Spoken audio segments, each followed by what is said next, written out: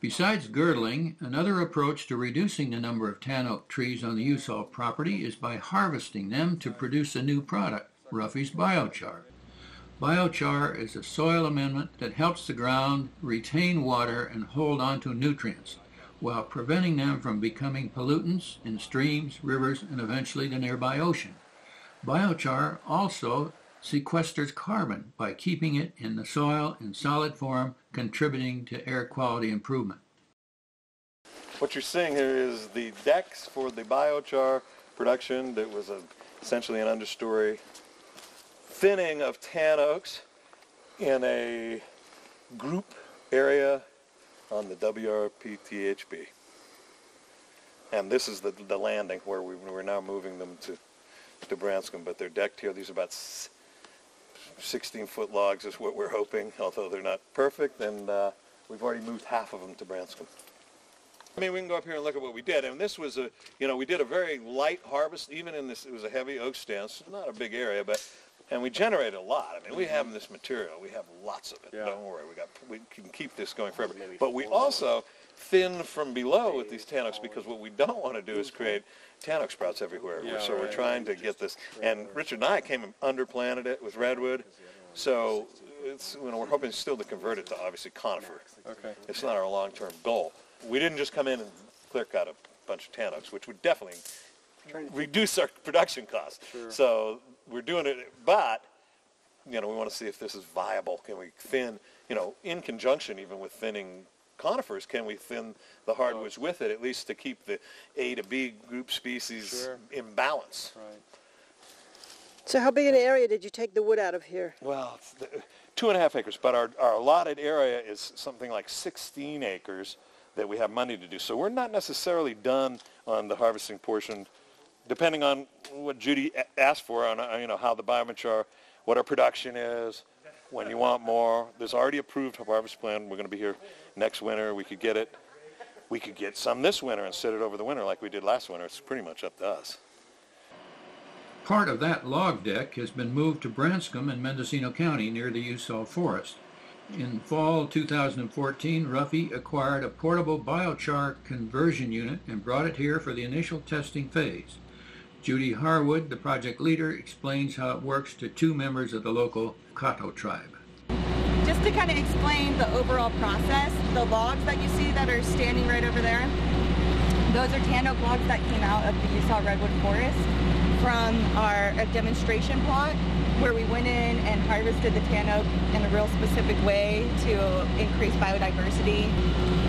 So then what we did is we had those hauled here, and we had a chipping company come and chip these chips, all these piles that you see sitting here. So yeah, we'll just come out here, stab a bunch of chips, see what the moisture is, and then it's a demonstration project, so we're trying to answer that question, what is the moisture? For this machine, it looks like 20 and below is really where you need to be. To be running like that. Like, beautiful, no smoke, the operator not having huge issues trying to keep the reaction going. So I'll show you guys how this machine works then. The chips are loaded with a small little tractor there into this first bin. Watch what happens.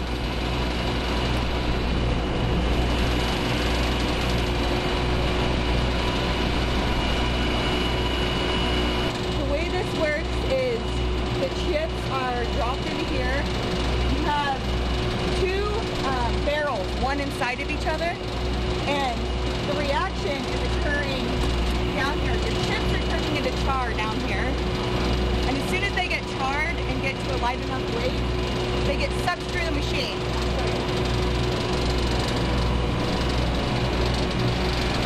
That looks good right now. It's running really nice. So we have the reaction that's like occurring here. There's like an air transfer that comes into here. The same gas that's coming off the wood gas goes up, and the biochar gets picked up by, there's an auger right there. And that auger is slowly pushing out the char into our output bins that are over here.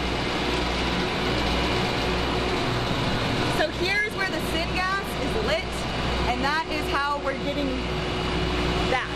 Basically, when that fire goes out, your reaction is lost and you're producing smoke. If that fire is stable, and you can see it's really stable right now, then you're in good shape and you're actually flaring off all your syngas.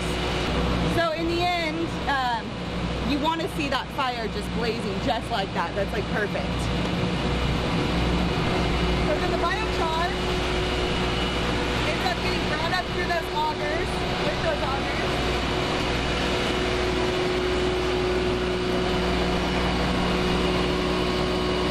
And there it is coming out on the other end. It is. That's really a good production rate. We'd make money if it's producing like this. There's a separator as well. So this side's the chips, and this side over here is the dust. They're both the same product, just different sizes. And then all of these barrels that you see over here are all filled with biochar.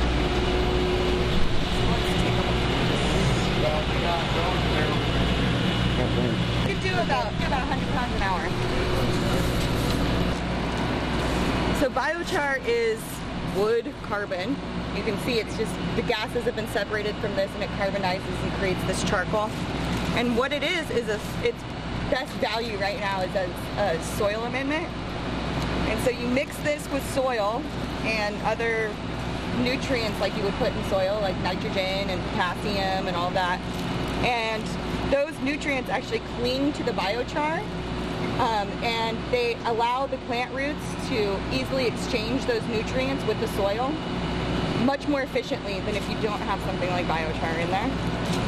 And it's called a cation exchange capacity.